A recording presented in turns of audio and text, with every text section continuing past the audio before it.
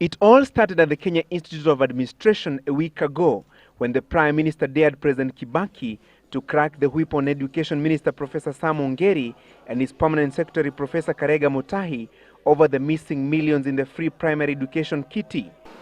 If your ministry fails or your staff fails, you must take responsibility.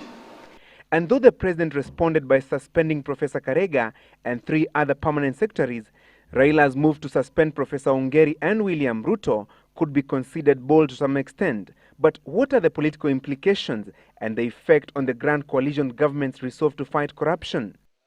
In fact, my hypothesis is and has been that what holds this government together is corruption.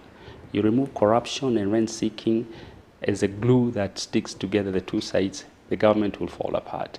Raila has clearly set himself up for a barrage of criticism, but he has also set in motion the era of political responsibility for cabinet ministers in whose dockets corruption scandals are unearthed.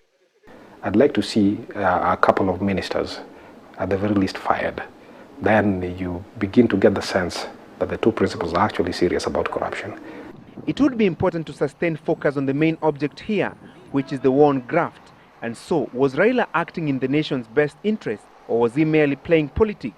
And my professor is my personal friend. But this I would even do with my own brother, with my own wife. The political cost and the stability of the Grand Coalition are for now the immediate concerns, and whether Raila will command the respect of the cabinet after President Kibaki disowned his decision to suspend the 2 cabinet ministers. The power struggles between the 2 coalition partners are now being played out in the public. And so, who between President Mwai Kibaki and Prime Minister Raila Odinga is the boss in the Grand Coalition government?